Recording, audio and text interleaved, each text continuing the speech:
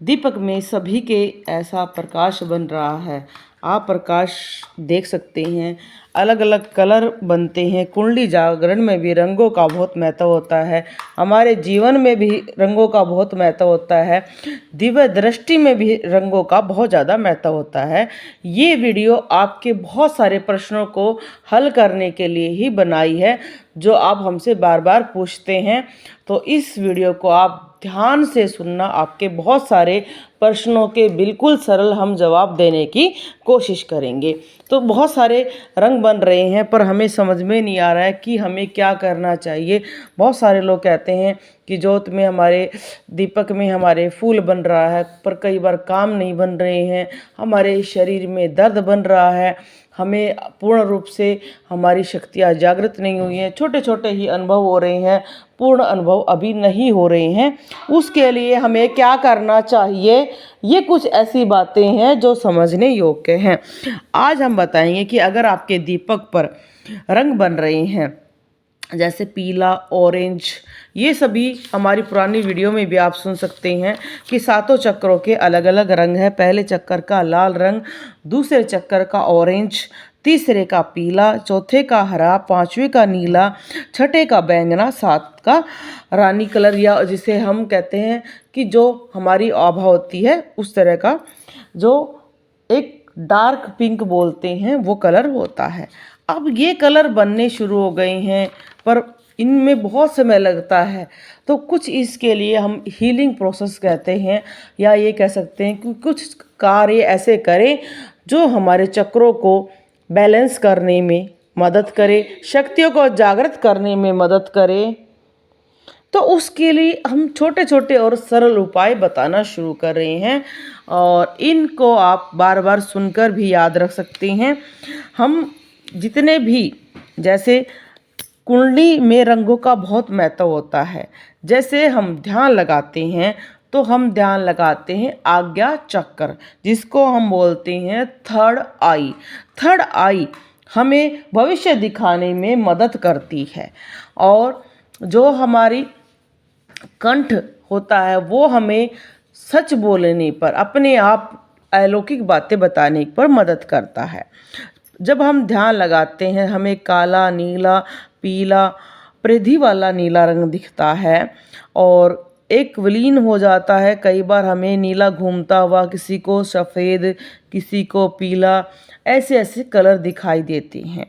तो अब वो कह रहे हैं कि आप कुछ इस तरह से हमें बताएं, ताकि हम अपने इन बैलेंस कर सकें चक्रों को, ज़्यादा दर्द ना हो।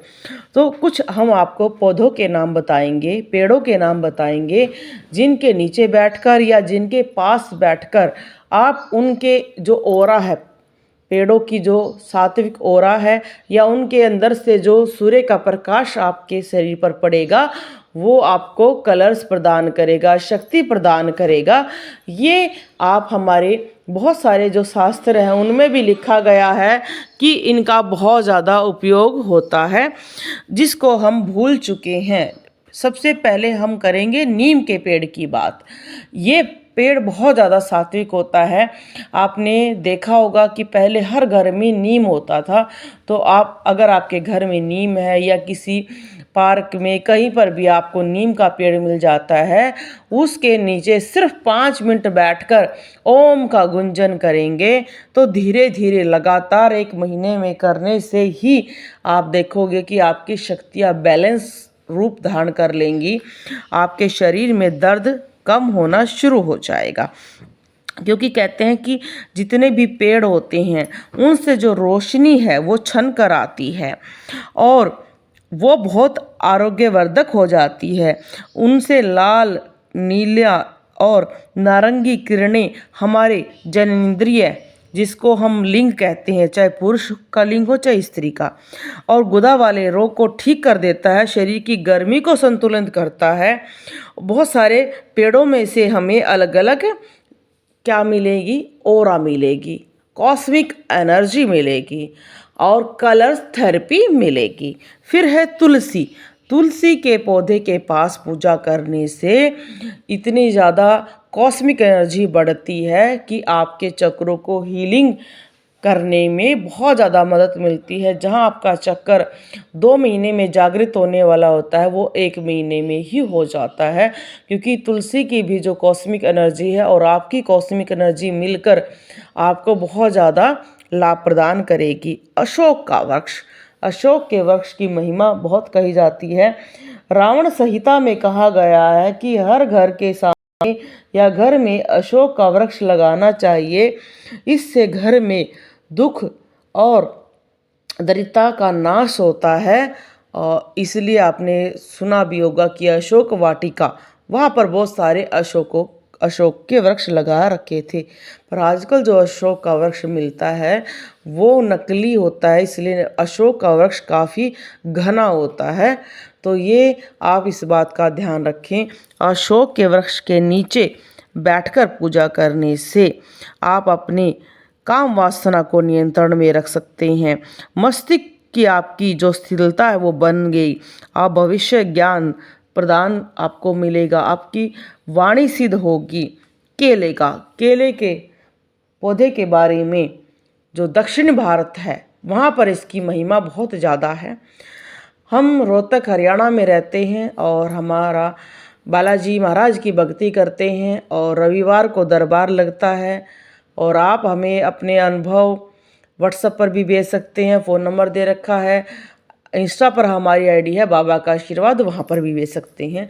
पर कुछ इलाके जैसे हम हरियाणा है, हरियाणा में केले के पौधे बहुत कम होते हैं, या होते हैं तो केला नहीं लगता है। पर दक्षिण भारत में इसकी महिमा को बहुत लोग जानते हैं। वहाँ पर जब भी शुभ कार्य होता है तो केले के पत्ते पर ही खाना प्रदान किया जाता है। कहते हैं कि केले का जो पत्ता है, राम और हनुमान जी भोजन एक साथ कर रहे थे, तो अब हनुमान जी ने कहा था कि मैं इनका सेवक हूँ, तो आप ऐसा कुछ करें कि मैं इनकी एक ही उसमें भोजन ना करूँ। तो तभी केले के पत्ते ने दो बीच में एक लाइन खींच दी थी, जिसको हम कह सकते हैं 2 भाग बना दिए थे। इसलिए केले की जो पूजा है की जाती है, विष्णु भगवान का निवास होता है और सभी शुभ कार्यों में इनका प्रयोग होता है। अगर आप केले की पेड़ के पास या उसके नीचे बैठकर पूजा करते हैं तो उससे आपके जो चक्कर है वो संतुलन होने में काफ़ी मदद मिलती है। क्योंकि आपको पहले भी बताया था कि हर चक्कर का एक देवता होता है जो आपको मदद करता है। जैसे तीसरा चक्कर है, पीला कलर है, उसके देवता विष्णु और लक्ष्मी हैं। तो केले के आसपास बैठकर आप करेंगे, उसके नीचे करेंगे, पास बैठकर करेंगे, तो आपका तीसरा चक्कर बहुत जल्दी जागृत होगा, आपको काफ़ी चीज़ों में मदद मिलेगी। और जब भी कोई शुभ कार्य होता है तो उसमें केले के पत्तों पर अगर आप भगवान को भोजन अर्पण करते हैं तो वो काफ़ी शुभ माना जाता है। अब हम बात करेंगे हल्दी। हल्दी का भी पौधा होता है, हल्दी की खेती की जाती है और हल्दी हमारे सभी शुभ कार्यों में प्रयोग किया जाता है।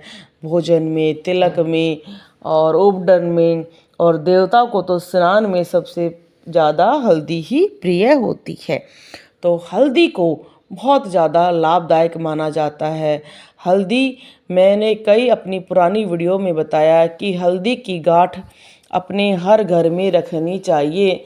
ज़्यादा महंगी भी नहीं आती है और बहुत सारे जो एक्सपर्ट है वो कहते हैं कि इससे घर में कीड़े नहीं लगते हैं। भोजन में हल्दी रखें, मंदिर में हल्दी रखें, हल्दी की गांठ आ जाती है, 10 रुपये में बहुत ज़्यादा आ जाती है। उसको घर में रखने से माता लक्ष्मी बहुत खुश होती हैं, शुक्र ग्रह मजबूत होता है। तो कुछ चीज़ें हमें अपने गृहस्थ जीवन के लिए पता होना चाहिए।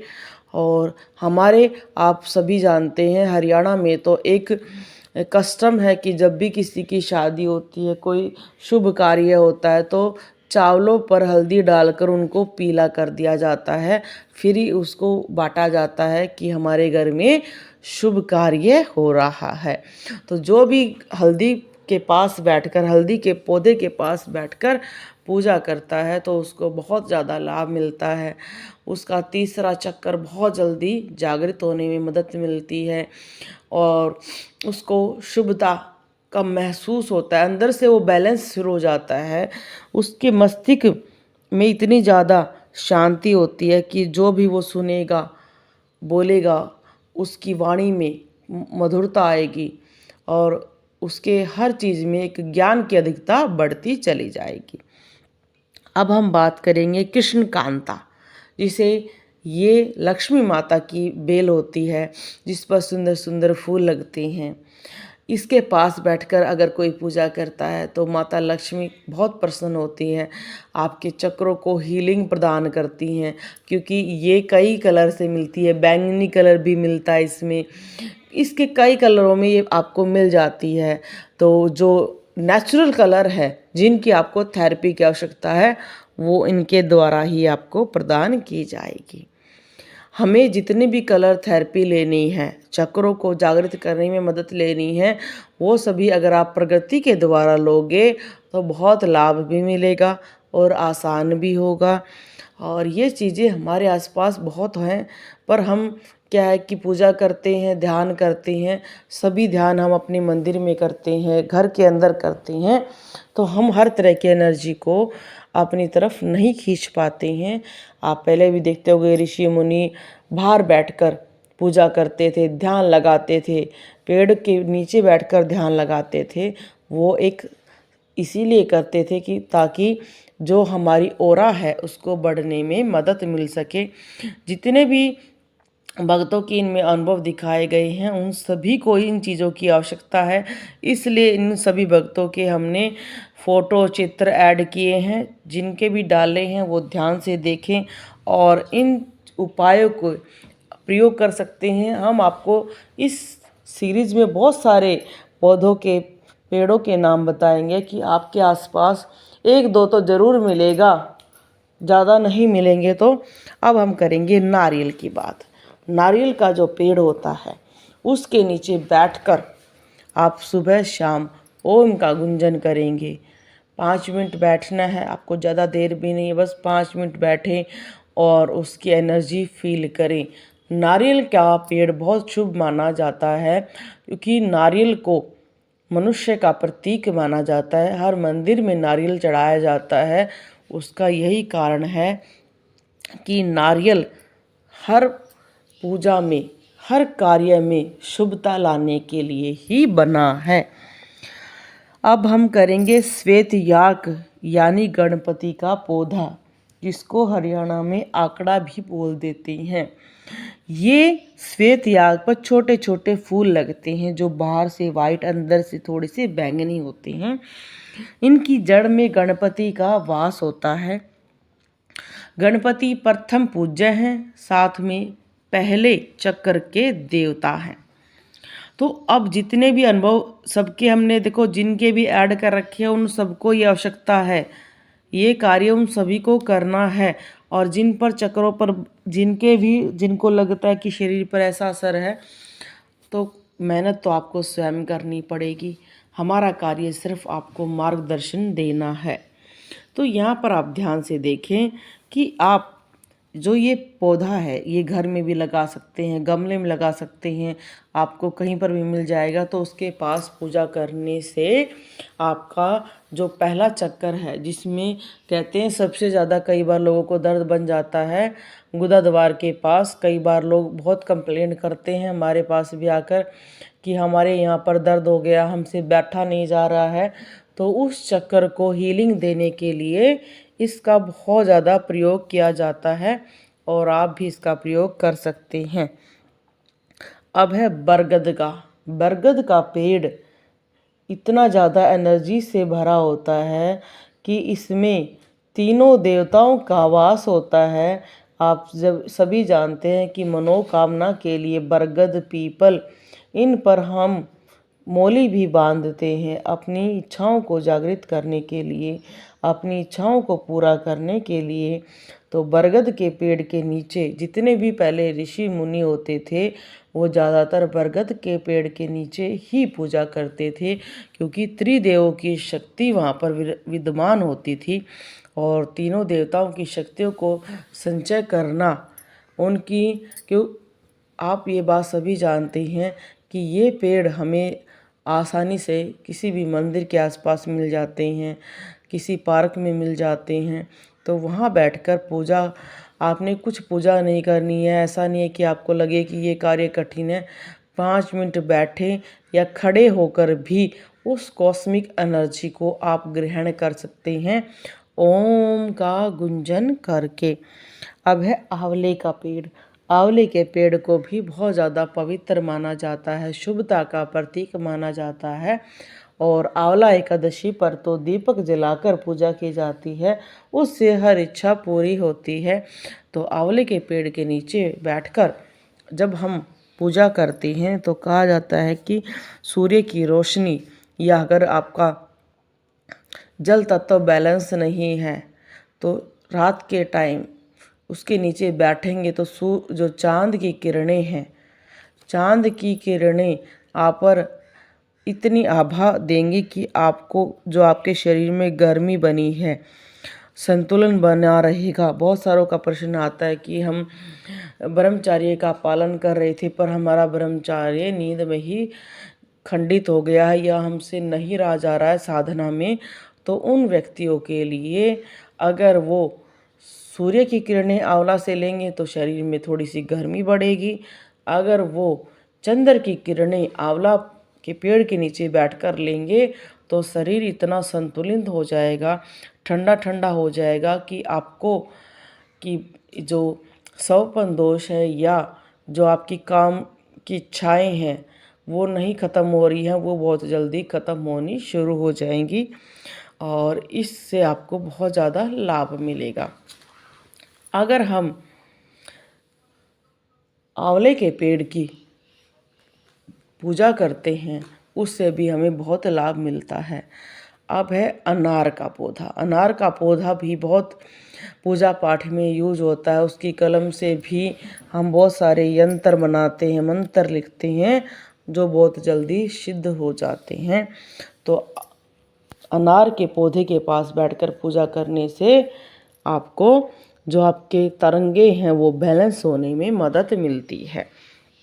अब बात करेंगे हम देवदारू या यूकेलिप्टस वृक्ष की, जिससे बहुत ज़्यादा लाभ मिलता है। आपकी बीमारियां बैलेंस होती हैं, आपकी जितनी भी बीमारियां शरीर की वो धीरे धीरे हटनी शुरू हो जाती हैं। नारंगी लाल किरणें जनेंद्रिय तक पहुंचकर आपके हर तरह के रोगों को ठीक करना शुरू कर देती हैं। गुदा द्वार या आपका मल द्वार है, जो भी आपको बीमारियां होती हैं, क्योंकि बहुत सारे साधक ये कहते हैं कि हम पूजा पाठ करते हैं तो बार बार हमें लगता है कि हमें बार बार बाथरूम आ रहा है, पोटी आ रही है।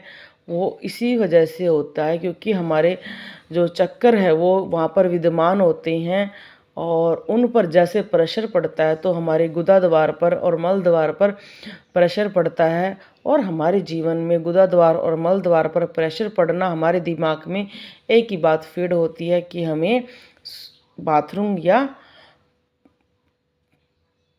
मल द्वार से मल आ रहा है। तो उसको भी ये धीरे धीरे फिर बैलेंस करना शुरू कर देता है और आपको महसूस होता है कि हाँ, अब हमारी काफ़ी चीज़ें हमारे संतुलन में हैं। और जैसे जैसे हम इसके नीचे बैठकर पूजा करते हैं तो हमारी काम वासना पर नियंत्रण बनना शुरू हो जाता है।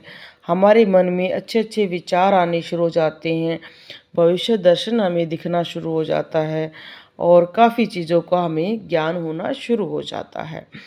आपको यहाँ पर हम जितने भी पौधों के नाम बताएंगे उनमें से आप कोई भी पौधा यूज़ कर सकते हैं। तुलसी के भी आपको पता है काफ़ी पौधे होते हैं, श्याम तुलसी, कृष्ण तुलसी और स्टीविया भी एक आ रही है आजकल। और आपको एक दो पौधों के नाम और बताते हैं कि कुछ पौधे ऐसे होते हैं जो हमारे क्षेत्रों में मिल जाते हैं जिनको हम यूज़ कर सकते हैं। तो हम जो छोटे छोटे पौधे लगाते हैं अपने घर में, जैसे कैक्टस का है, अगर आप उसके पास बैठकर करते हैं तो आपको लगेगा कि आपकी एनर्जी ज़्यादा तेज़ चल रही है। तो उसमें आपको जिनका देखो कम चल रहा है उनको ये प्रयोग करना है।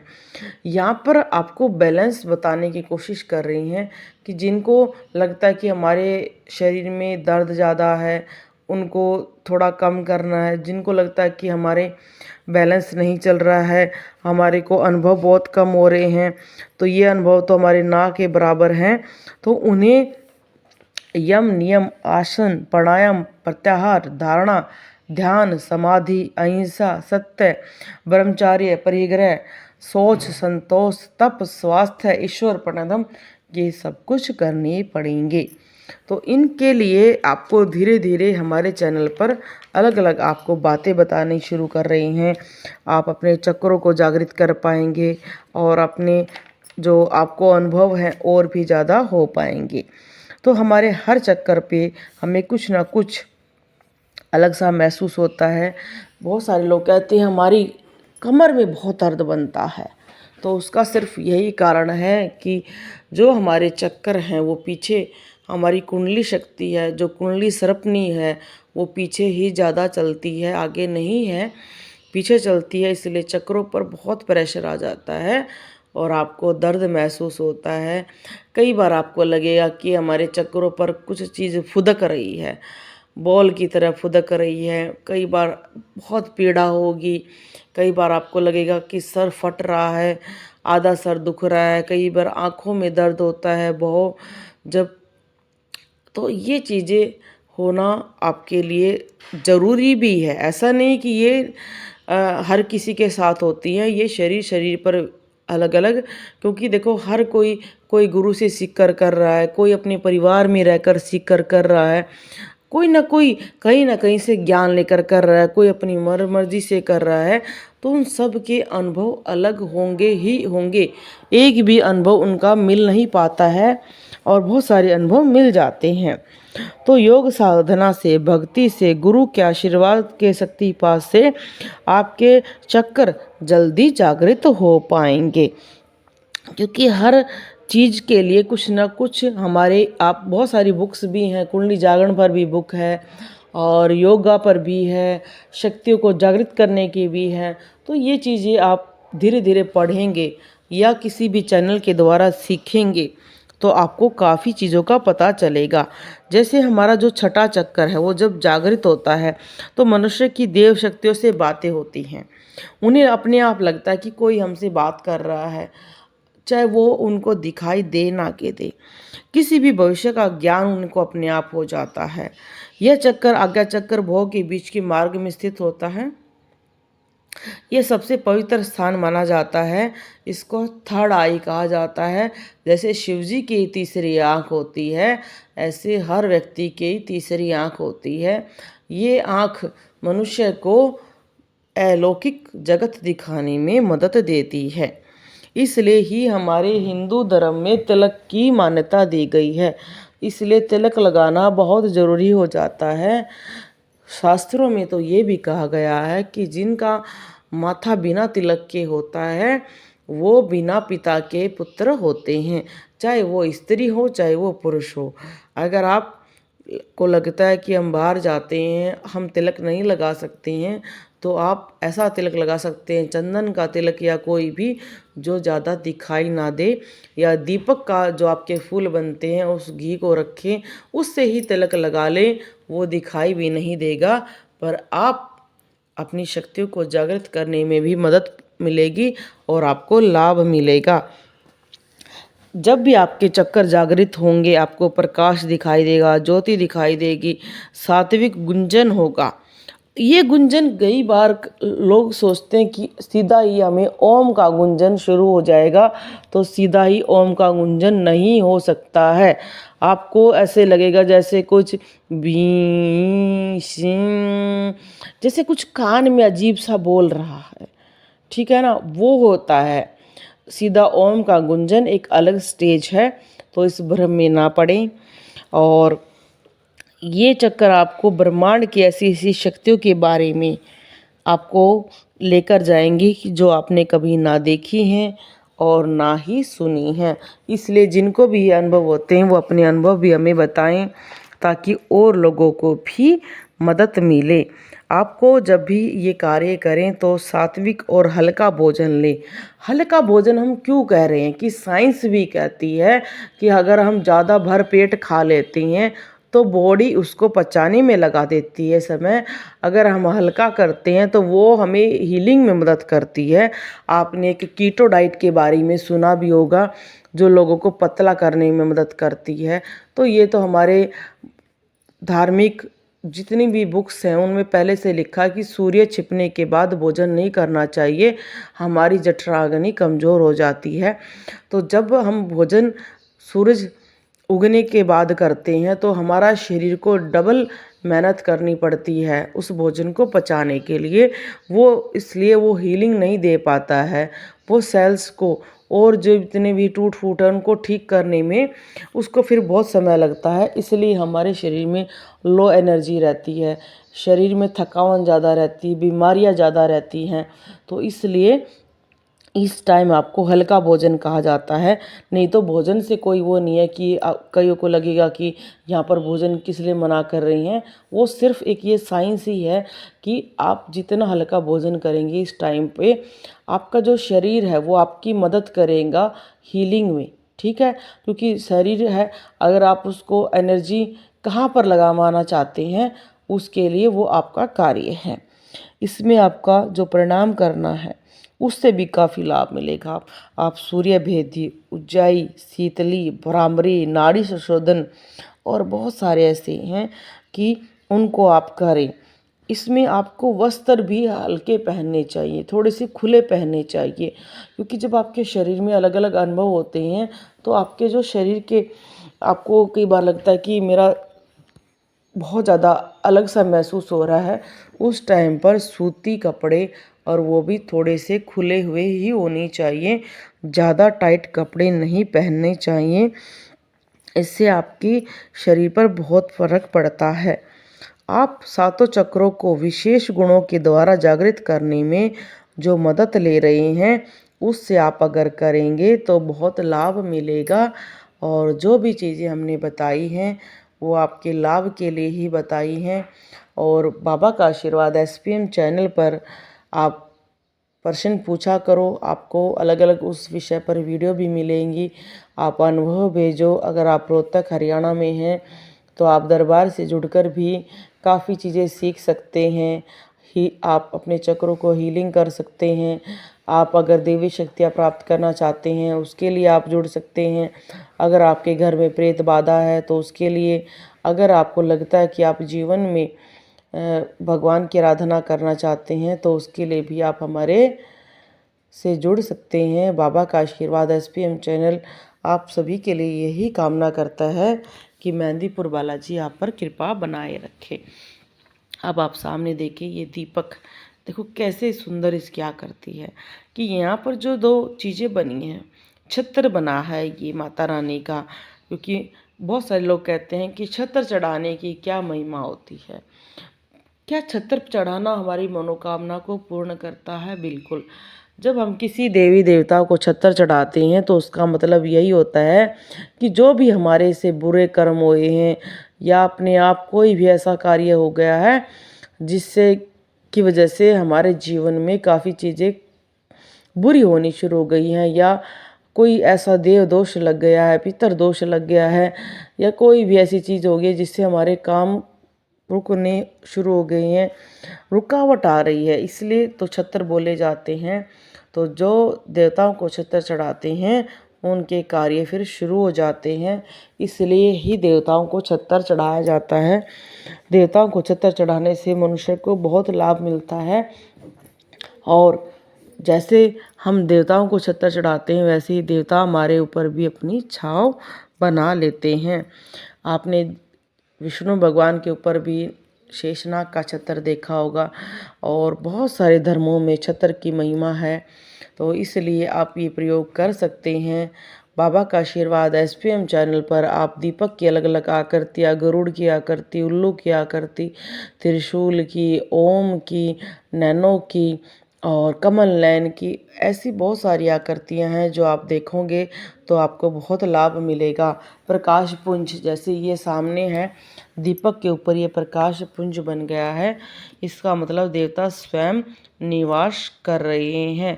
और आप सभी भी हमारे चैनल से जुड़कर कुछ नई बातें सीखें और ऐसे ही आगे चैनल को बढ़ाएं। बोलो जय श्री राम, जय बालाजी महाराज की। बालाजी महाराज सभी पर कृपा करें, यही हमारी मनोकामना है। और हम यूट्यूब पर लाइव भी आते हैं, लाइव भी आप पूछा निकलवा सकते हैं, आप पर्सनली पूछा निकलवा सकते हैं। और पर्सनली पूछा का चार्ज लिया जाता है, पर यूट्यूब पर आपको फ्री बताया जाएगा। अगर आप दरबार में आते हैं तो आप दरबार में गोला मिश्री का भोग लेकर आएँ।